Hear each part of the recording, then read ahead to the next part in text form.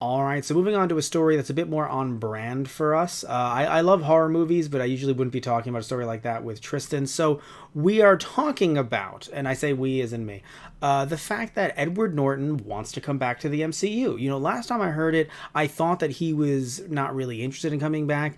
I thought he didn't like being in the MCU. I mean, as things grow and change and more money gets put into the MCU, maybe that's a potential game changer for him. I don't know, but I was under the impression that when he was the Hulk in 2008, he just did not like being in movies like that.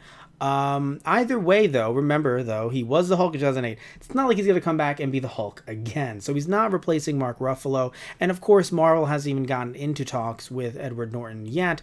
But he was on on an episode of Larry King Now, which I was under the impression that Larry King was, yes, immortal, so he will be alive forever.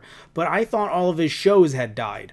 Did not realize he had more shows going on. So, in a recent interview with Larry King Now, Norton opened up about his short-lived tenure as the Emerald Giant. This is from comicbookreviews.com, cbr.com. So, he confirmed that he would actually be open to returning to the franchise. So, when King asked if he had to return to the MCU, Norton confessed, "Yeah, why not? I had a lot of fun with it.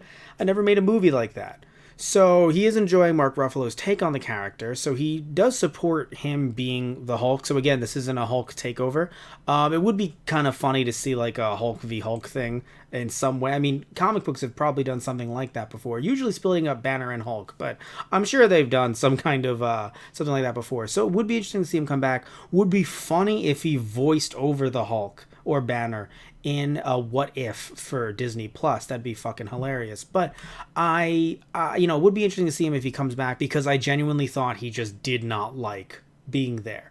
Very much like a Hugo Weaving kind of thing. I didn't realize it was like a Cuba Gooding Jr. kind of thing where they just kind of went in a different direction with another actor. So either way, it would be very interesting to see if he comes into the Marvel Cinematic Universe as a villain.